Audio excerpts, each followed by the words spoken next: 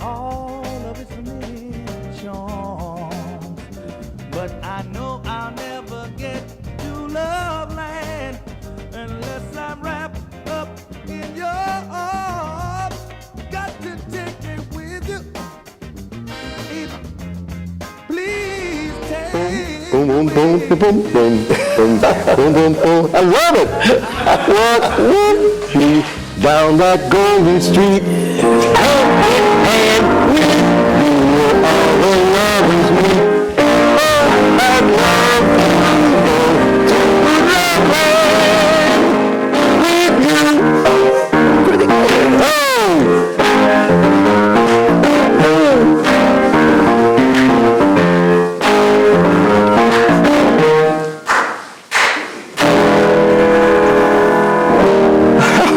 I love it, buddy.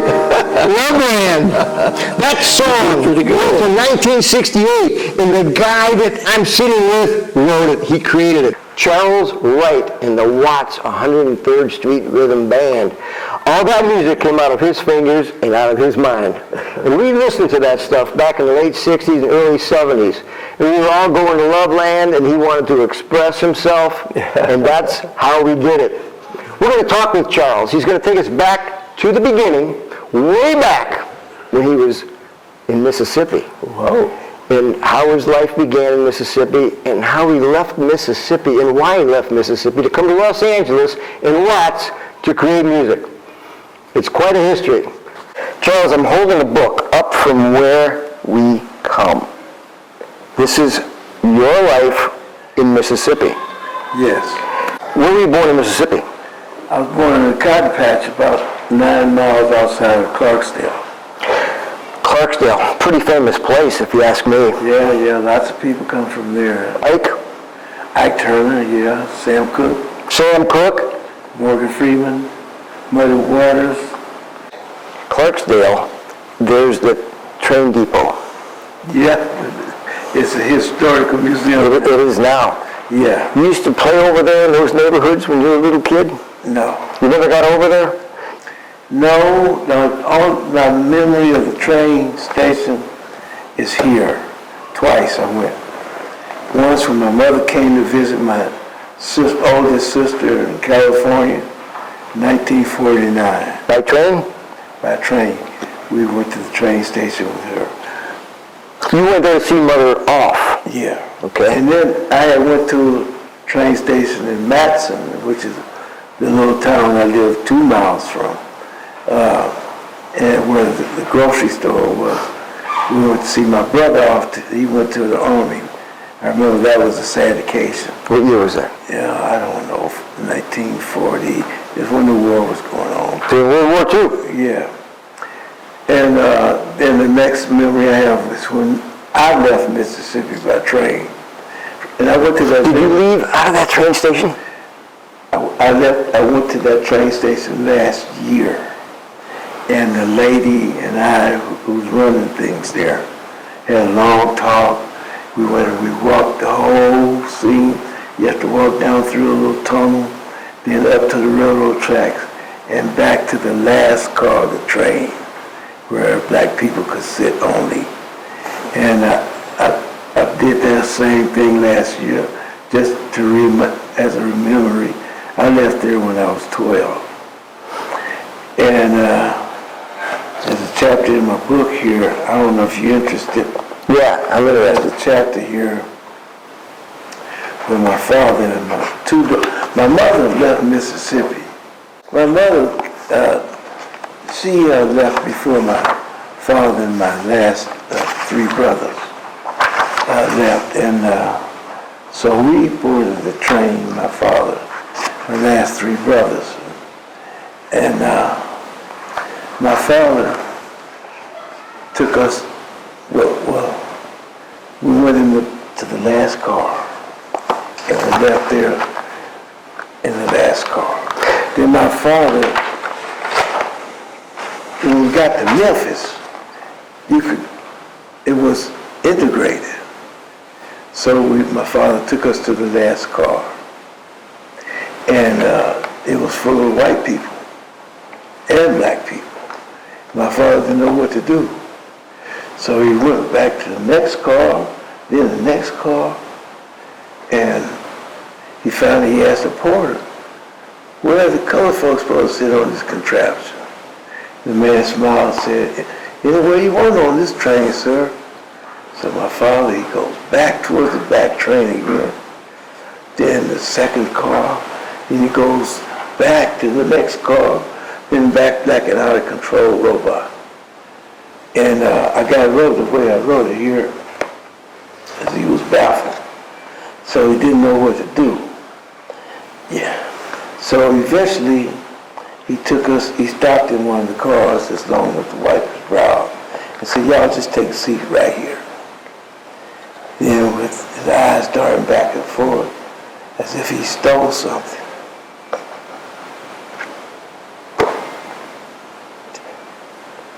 Man, it's too much to deal with. It's beautiful. It's beautiful. It's beautiful that you remember it. Oh, man. And it's beautiful that you still feel it. Yeah, as if it was yesterday. Yeah. Now, listen to me. When you went to that train station, you didn't really understand segregation, did you? Because you were out in the cotton fields. When you came to town, I understood. When you read my book, you realize how well I understood it. but you never went to the train station, only on 3 occasions. That's just the train station, but I had a life before that. My family had a life before that. We had a boss, Mr. Miles. Mr. Miles was a mother. Is that right? Oh, he was a cold one. Oh, no, man. So that's where you learned about the segregation, even in the cotton fields. I learned about segregation 6 months after I was born, actually. That's how cold it was. But if you didn't learn about it in town, in Clarksdale, you learned about it out in the field? Yes, in the cotton patch. Yeah. Not just necessarily the cotton patch, but Yeah. I had one occasion where I got a bad whipping, because I was... By a white man? No. I had one threatened to whip me, but my father stood up for me and wouldn't allow me to do it.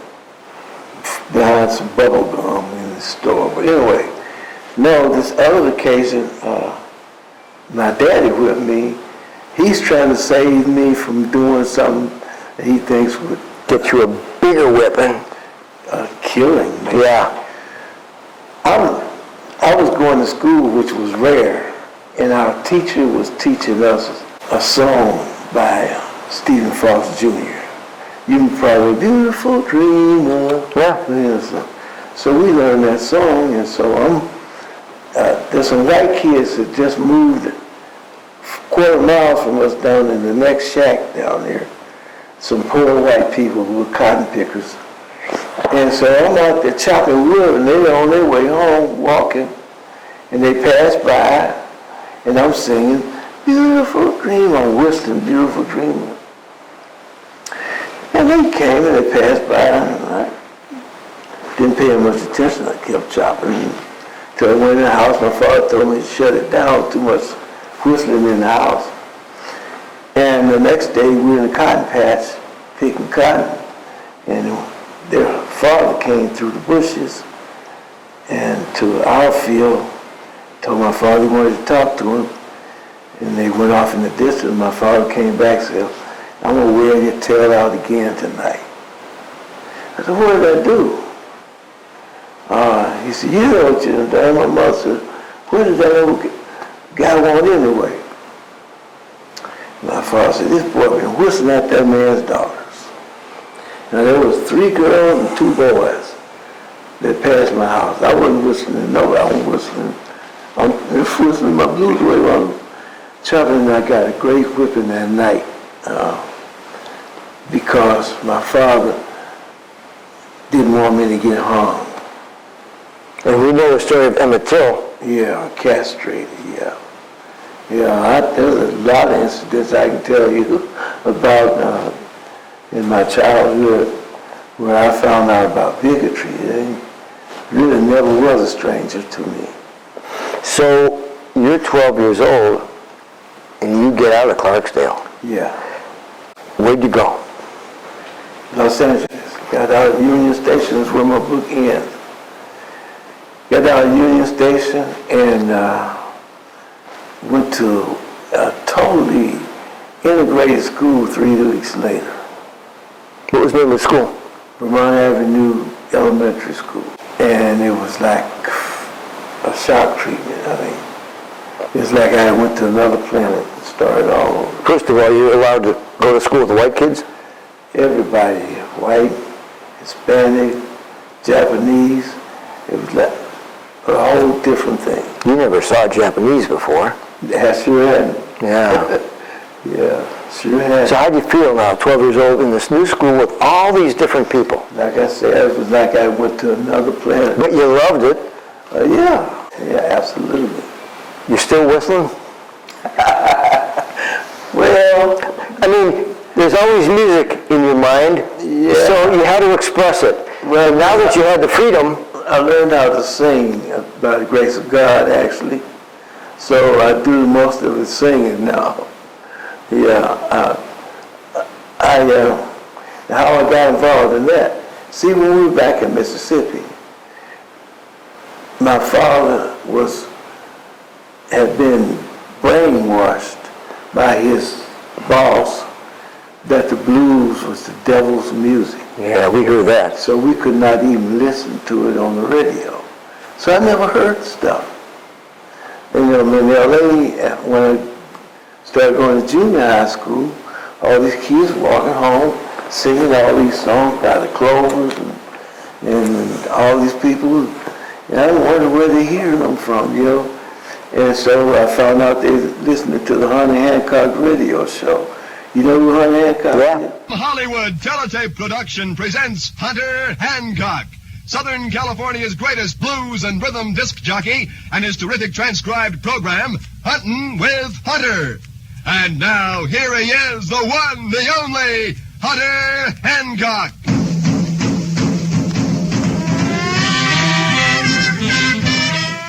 Hello, everyone. This is Hunter Hancock, O-H-H, speaking to you direct from Hollywood. I know we'll find some favorites of yours as we hunt through my record rack today, because it holds the latest and greatest records which run the musical gamut from bebop to ballads.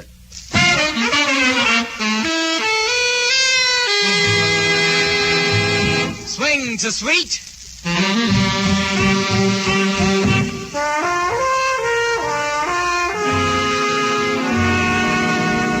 And blues to boogie.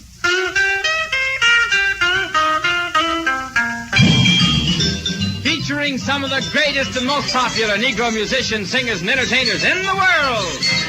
Yeah. Hunter Hancock was a white man, but he played all black, the news black artists every time something came out. And so I started listening to that on the slide. Man, I fell in love with it. Then I went to high school. Which high school were you going to? Now I'm at Manual Arts. So I go to Manual Arts High School. I go to all my orientation done, and I go sit down at a bench to eat lunch. At lunch, they have lunch outside lunch tables. And I brought me spaghetti in a roll, and sitting there eating, and I heard something. It's like I'd never heard before. And it was the most beautiful thing. What was it? Tell me.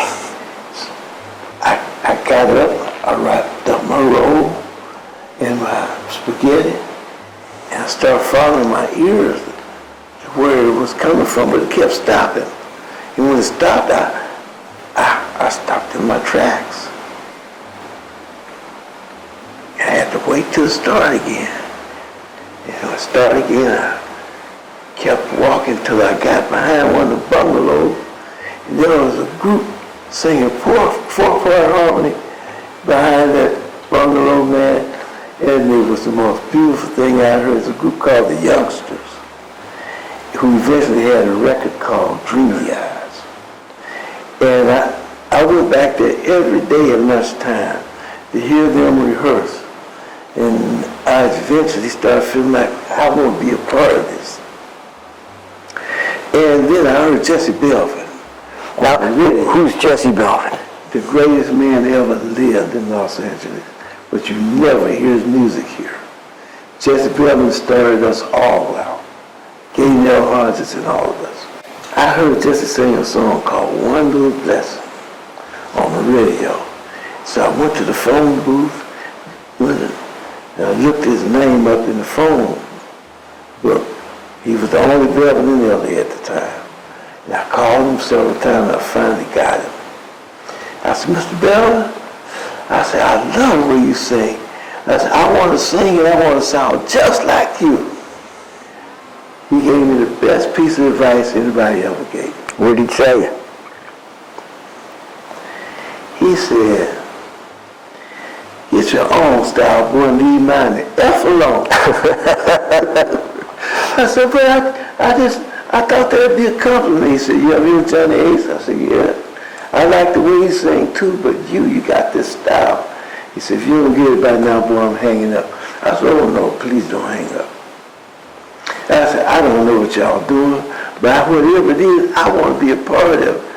And I just give me some pointers. I just don't know where to start. And he was gracious enough to invite me over to his house that Saturday for a rehearsal with the Turks. Was he on East 38th Place? He's on 32nd Street. 32nd? He was only a few doors away from Donnell. Yeah, I didn't know that. On the other side of the tracks. Actually, I didn't know that until now. But I know that they had a rehearsal with the Turks. So Gay Nell was in the Turks. Yeah, Gay Nell, Alex, and Buster, and who else was it?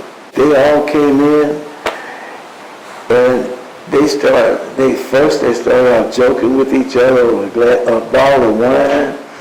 And I had such a good time, man. When I left there, I was so high, you couldn't pry me away from this. They were older than you were. Yeah. You were just a young guy trying to learn. I had no idea what was going on. But within a year's time, I made my first hit record. Did you write it, or you just... Yeah. What was the song? Eternally. By a group named The Twilights. It first started out being Eternally by little Charlie Wright. Little C-H-O-L-L-Y Wright. But then... Charlie Wright? Yeah. Then Huggy Boy comes along. He hears it, and he loves it, but he thinks it ought to be a group name. And he's going to play it the very night that he came along. And that's how I got hung up with groups. Because that's what it turned out to be. We named the group the Twilighters. And so that was my first, and he cheated me out every dime I made. Say that again? He cheated me out every dime I thought I had coming. That happened a lot back then, didn't it? It did. Everybody would cheat everybody that they could, get away with it. It taught me to take care of my business. That's right. Yeah. I remember walking home one night, and it was about 30-some-odd degrees, and that's really cold in Los Angeles. And I got to the corner of Budlong and Santa Barbara, and the light changed, and I had to stop it.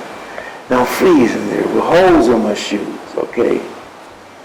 And I looked over, and there's Huggy Boy in a brand new purple and white Lincoln Continental. What year are we talking? What year? We're talking 57. 57. I figured. I looked at him, and he looked at me, and we both saw each other, but we both turned our heads like my pride wouldn't let me acknowledge him. And he turned his head because he knew he had screwed me. He was in my car. So I stood there freezing, like I say, with holes in my shoes. This man had cheated me out of every dime the record made. So when the light changed, I took off walking, and I swore I would never get cheated again. But I got cheated quite a few times after that. You got cheated by even bigger people as you moved down the line. Yeah. What year did you graduate from high school? I never did. You never graduated? No. Why is that? You decided to leave? No, I didn't. They were quick to kick black kids out of school early in those days anyway, especially high school. And I was unfortunate enough to be in a car accident because my cousin was driving, and the car flipped over 3 times. No seatbelts. No, we didn't know seatbelts. And my brother lost his about 5 fingers, and the other guy got his arm broken. Driver didn't get a scratch. My kidneys were ruptured, so they wouldn't let me go back to school in case some kid might hit me, and I could bleed internally before I knew it. So, Nobody would even know it. yeah. So for that reason, I went and joined the workforce. And I started out working, making sewing machine cases for this company. But the music, did you have a piano? Yeah, we moved into the house 7 months after we arrived in California. First 7 months, we all piled into my sister's house. Okay, and so until we could find some place, and my father finally found a place, and they had an upright piano in it. So that's how I first started messing with the piano. I guess I was maybe 13. So Did the family encourage you? Did your parents encourage you to play? my parents discouraged me 100%. Nobody wanted me to do what I wanted to do. I was blessed with the devil's music. So Oh, they wanted you to play, if you played gospel? they wouldn't have mind, but Yeah. I wasn't that interested in that. Yeah. I was interested in joining with Jesse Belvin and the rest of my contemporaries. were doing. How about Johnny Otis? Oh, Johnny Otis provided my first time of stepping on the stage. Now, I didn't like the man that much, but he did do that. He used to have a talent show at a place called the Oasis Club on Western Boulevard. I was winning. Me and a guy named Joe, we were singing a duet that Jesse Belvin and Eugene Church did called I Want to Know Why. And we won 3 weeks in a row. And the 4th week, here comes Johnny Guitar Watson, picking the guitar with his teeth and with his feet. and he took the show from us from then on. That was it. And you're mentioning all these names that Gaynell talked about. Oh, is that so? So that tells me that if you were there, Gaynell had to be there too. I don't think Gaynell was at the club that I was talking about. But he's still with the same people. Eugene Church, pretty girls everywhere. Yeah, Gaynell, let me tell you. Gaynell, Alex, and Buster. Now, Alex is his brother. Yeah. Okay. Buster Jones, those guys made so many hit records that you don't know about, that they did. Excuse me. And Jesse Belvin, at his age, he died at 32. He was a mortal genius. Good night, my love. That's just one thing he did. And then the greatest doo-wop song, I think, at the beginning of the golden era of rock and roll, Earth Angel. Earth Angel. He did the Shields. You cheated, you lied. He did the Clicks. That was him and Eugene Church singing Girl of My Dreams. Girl of My Dreams. Oh, yeah. And Gaynell talked about that one too, yeah. Yeah. He did... I'm going to send him an email when we get down here. He's in Amsterdam. He lives in Amsterdam. I know. And I'm going to tell him that you and I were sitting talking about the same places, the same people, the same music. Actually, up until recently, I could pick up my cell phone and call them directly. Last time I called him, he wouldn't let me through. I think my phone company changed. Yeah, mine too, but he calls me. He calls me from there. He calls me every once in a while. Yeah. We Skype every once in a while. Yeah. Great guy. Oh, yeah. One of the most talented people.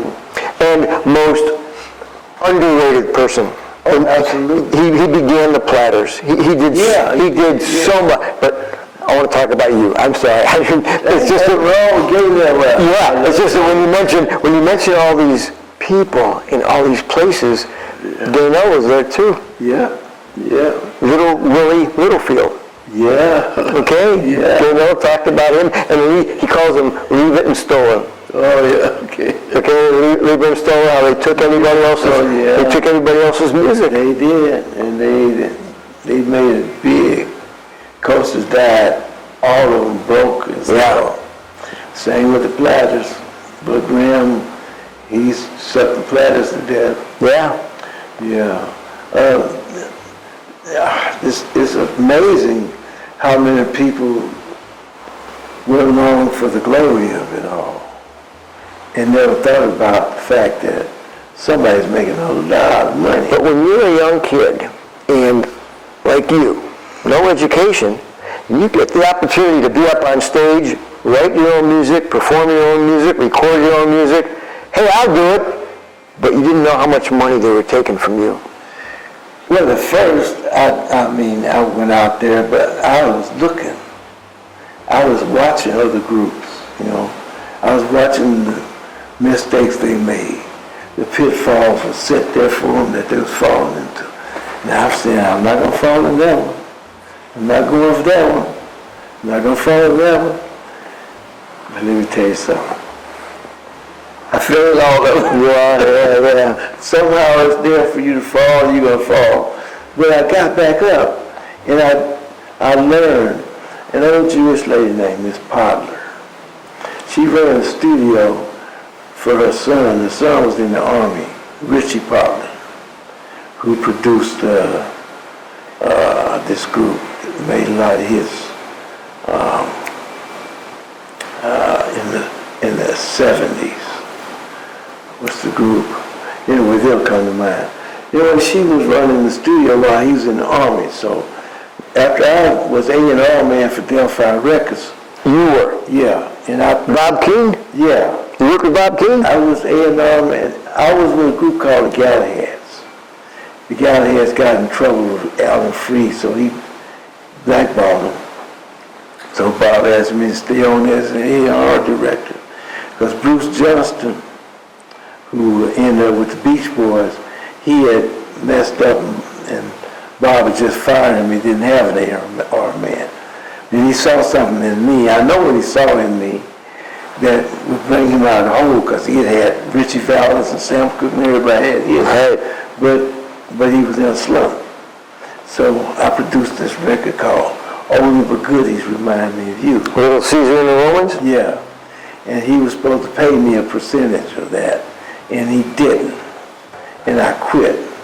So I started hanging out at American Recorders. That's where this lady was running, and she told me, says, your publishing is yours to keep. Always remember that. So if it wasn't yours to keep, the company wouldn't issue a recording contract and then another publishing contract on the side. She said, you can negotiate with your publishing, but never give it up. And that was the line for me when I learned and realized that. That was when I started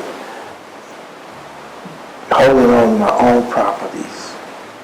And I'm fortunate enough, like to own most of my own publishing. And thank God it's worked out for me. Yeah. So then, after working with all these people and being part of these groups and learning from them, you went out on your own. You had your own band. Yeah. As A&R director, I was looking for talent all the time. And one night I stumbled into a club on 54th in Vermont. And there was a band up there, and they were dressed in uniform, and they were playing and doing dance routines. And I was amazed. And I said, now this is what I want to do from now on. I played the vocal group thing, 3 different groups, the Twilighters, the Shield, and the Galaheads. And it was time for me to move on. And I said, this is what I want to do. So I started with 3 other guys and myself. And then I started adding. What were you playing? I was playing guitar. You were playing guitar? Yeah. And what were they playing? Drums? I had a drummer, had a bass player? and a saxophone. Sax. Yeah. And I got this job in Pasadena at this plush club. And they really liked us there. And we were there to back up a singer named Leon Peters. And we stayed there almost a year. And then I started moving, we moved around, started working in ghetto clubs. And we landed a job in a club on Florence near Hoover called the Music Staff. And they really loved us there. But they're where we cut our teeth, because if we come in there, we were out of tune, and we wasn't sounding right, boo! They boo us to death. They let you know it. Yes, they would. And then we came in there, we were cooking. Oh, we were the loudest, audacious people on the planet. Not only that, but you kept bringing in the customers, and the owner loved it. Oh, yeah. So we stayed there a couple of years. Couple of years? Yeah. So what year? 63, something like that.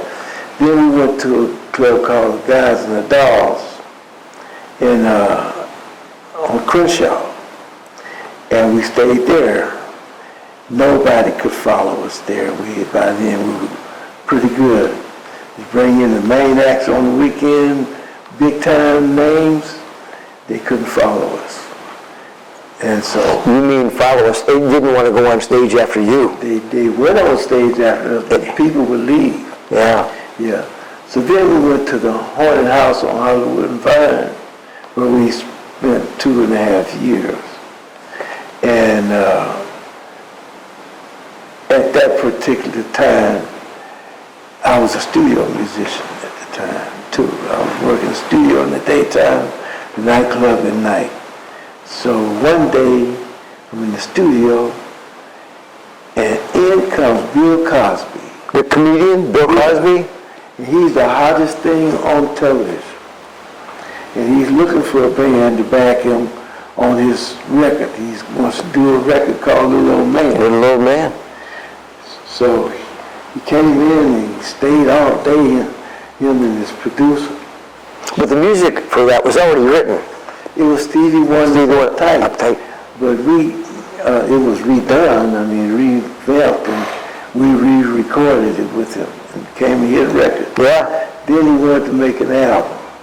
So we made 2 albums with him. And basically it was me and the studio band. We made 2 albums with him. I think one of them I'm singing on. Then my band became his backup band. So when he performed, which actually was not the greatest thing for me, because all the weight fell on me. And whenever he messed up, I had to take his place. I had to replace him, and it was kind of strenuous. But some of it was good, And all these women saying they did him in, I have my doubts for the most part. They were hanging around like roaches. He had his choice of women at all times. And maybe he did put them to sleep, I don't know. But he certainly didn't have to. I don't know what happened there. I didn't go to bed with him, so. But I just have my doubts about that. And I think it's wrong to put a man 81 years old in the prison population that's the regular old prison population. I think that's an insult to our own race. That's just how I feel about it. All right, Charles, shut up. No, you speak your mind. That's what we want. I want to hear how you feel about this. So after working with Bill Cosby, you guys parted ways? Yeah, he got us the contract with Warner Brothers. Warner Brothers was trying to bust into the R&B market. They've been trying for 20 years. They just couldn't do it. They wanted to fight Stax, There's Motown. Yeah. You know, a lot of these, and VJ out of Chicago, all these groups, and all this stuff, doo-wop coming out of New York. And Warner Brothers wants to use you to get into this. Well, they had tried a long time with Bobby Bird. Bobby Bird was James Brown's one of the famous flames, and he made a lot of records for Warner Brothers, trying to break into the R&B market, but none of them ever broke. I listen to them now. They're in my car on whatever station is my station. He comes on all the time. But anyway, so we finally broke him into the R&B market with "Do Your Thing," and the way that happened is we recorded "Do Your Thing" live at the haunted house, and I recognized what it was. It's a little longer than it is, but I cut it out and I took it home. My group, they hated it. They didn't want the name associated. I said, this is a hit record. So I put it out anyway. And nothing happened for it. Then 8 months later, I get a call from a disc jockey in Philadelphia, Georgia Woods. I want you to come star on my show. I said, star on your show? Yeah. I said, what do you mean? He said, I want you to come star on my show. I said, who's on your show? You're Ruth Brown, Chuck Jackson, and all my heroes. I said, you kidding me? He told somebody he don't know. And he said, man, you're number 3 in Philadelphia. I said, no kidding? He said, yeah, you didn't know that? I said, no. I said, what song is it? Because we had put out a few songs. Do your thing. I said, wait a minute, I'll call you back in a few minutes. So I hung up the phone and I called Clyde, I forget his last name, at Warner Brothers. I said, man, this guy called me from Philadelphia, wanted to come star on the show. I said, I don't believe it. He said, me either. I said, the guy pulling your leg, Charles. He said, we stopped tracking that record 3 months ago.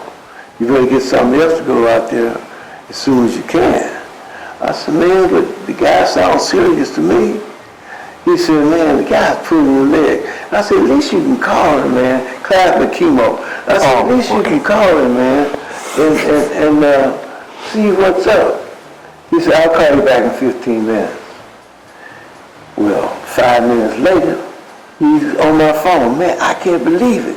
You're 92,000 in Philadelphia alone. Never heard of with an R&B record. I said, well, you see, you guys are on your job. You should have been keeping up with that. He said, maybe it's just a Philadelphia record. I said, if 92,000 in Philadelphia think it's a hit, there's 92,000 all over the world think the same thing in every city. So it became a huge record, but the Isley Brothers, who was right there next door in Teaneck, New Jersey, they kind of split off with It's Your Thing. So our record started doing this in the charts, and sometime our record got lost. So Do Your Thing was the longest record in the charts that year, 27 weeks, because it kept going up and down. And that was the first hit record, R&B record Warner Brothers ever had. Then they had all the rest of our records. We had 9 charted records. The main 3 were like Do Your Thing, Express Yourself, and Loveland. And then they started dogging us for some reason. I went to ABC Dunhill Records and ran into the worst person I could run into, a guy named Otis Smith. We won't even go into that. No? Yeah, no, we won't go into that. But anyway. Express Yourself. Where did it come from?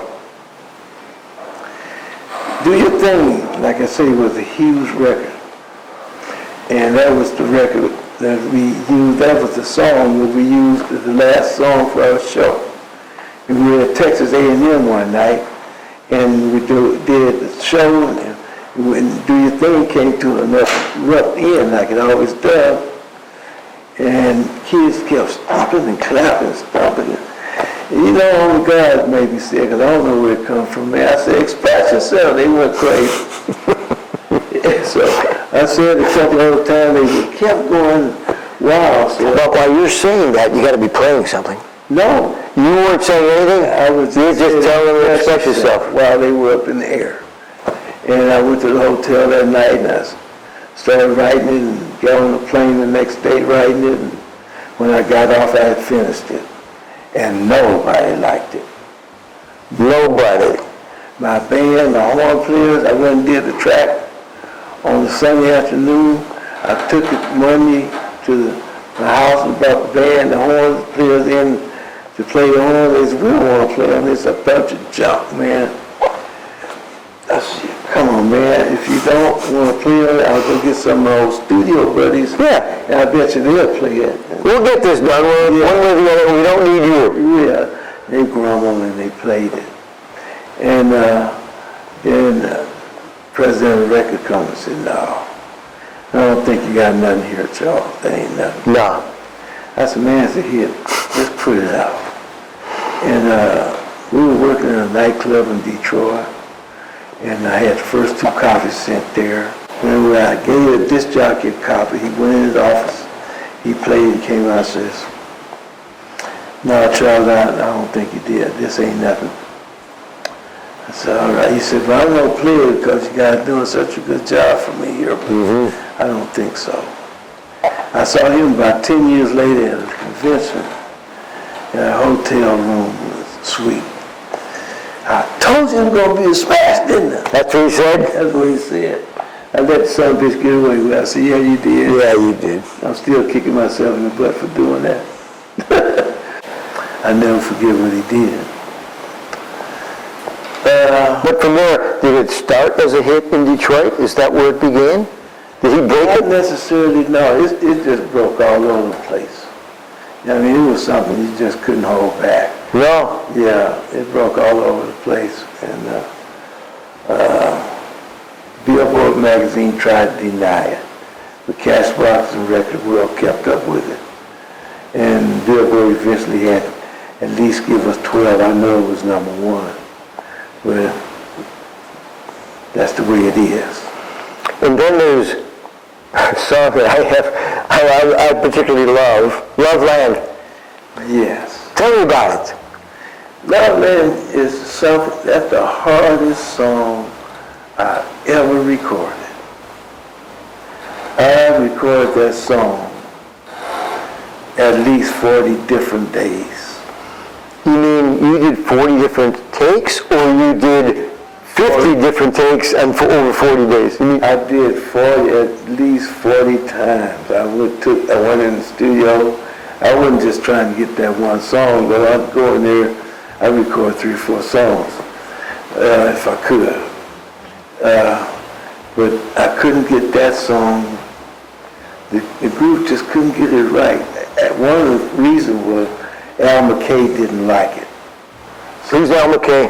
Al McKay's guitar player that was in my band. He ended up being Earth, Wind & Fire's guitar player. He didn't like Loveland. Hated it. And he'd always get down and start playing something other than what I wanted him to play. Then one day, we recorded a song, Everyday People. I have an instrumental version that I put together of Everyday People, and it's hot. And we Sly song. Yeah. And we did Everyday People, man, and when we got through, it was so elation, everybody was laughing. And while I was laughing, I said, Loveland, 1, 2, 3, 4, bam, and it happened. And I got home, Al McKay said, no, my step, don't let Gat sing that song, he says.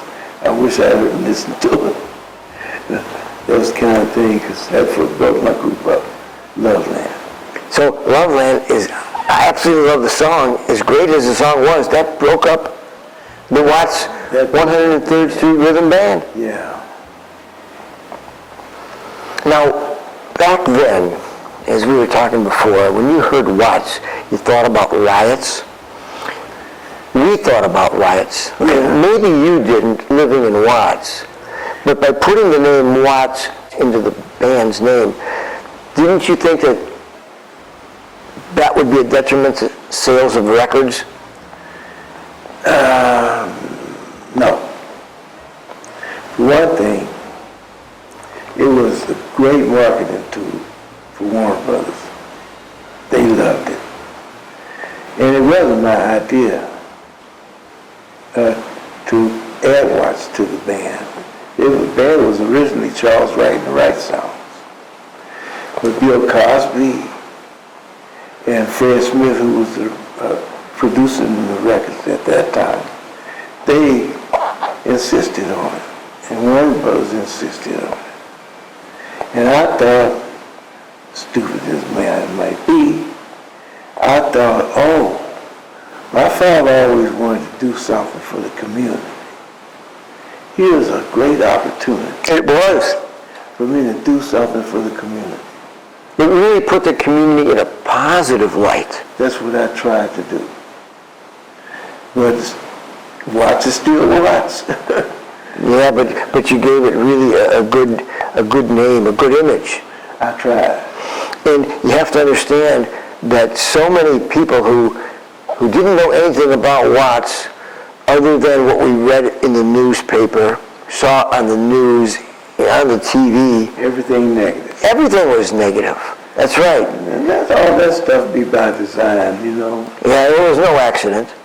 But then you guys are coming out playing this great music that all the white kids are dancing to and buying the records. Yeah. Well, thank God. You're darn right, okay? That's right. Yeah. But it's Watts.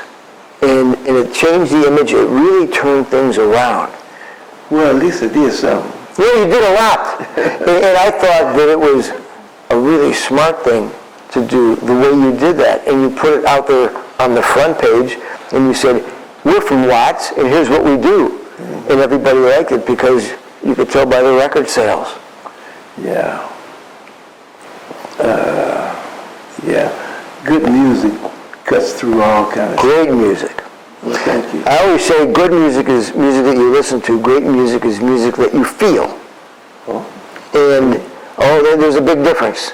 Yeah. There's a big difference in just listening to a good song, but a song that makes you feel what you just heard. That's what's important to me. Yeah. That's great. Me too. And that's how I don't listen to good music. I don't have time for that. I only listen to great music. Oh, well, okay. So that's why I came to talk to you. Oh, thank you. I really think, and this is my opinion, that we haven't dealt with American history properly yet. And this will give you an insight. This is the book. This is your latest book. This is my first book. I have another book I'm working on now. That's about my career. And I know that's what everybody's waiting for. But this book, I think, is a very important book for the world to see. This is the beginning of how Charles Wright launched his career. No, I didn't launch my career in that book. But you did, because this is the person that became the man that gave us all this great music. And don't tell me that you didn't learn something out in those cotton fields. You learned what you didn't want to do. Oh, yeah. And you learned what you weren't going to be made to do. Yeah, you got it all right. Yeah. So that was really the foundation of the great music that we listen to, that we learn coming out of your fingers and your mind. Thank you. I guess it is. It is. It's the basics. Oh, yeah. Yeah. Yeah, your character was formed when you were doing those things that you didn't want to do, and that's what this book is about. Yes. Okay. Well, I want to thank you. I appreciate it. I really enjoyed talking to you. Oh, I enjoyed And I really enjoyed your music at the piano. You're a pretty good singer. No, I'm not a singer, but I'll tell you, sitting with you doing that was a real thrill, buddy. All right. Okay, thanks. Thank you. Boom, boom, boom, boom, boom, boom, boom, boom, boom, boom. I love it. Walk with me down that golden street. Hand with you where all the lovers meet. Oh, I love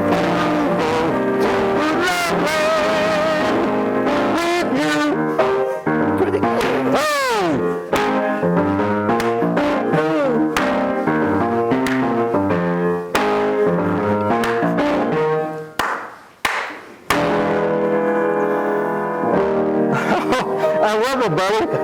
Loveland.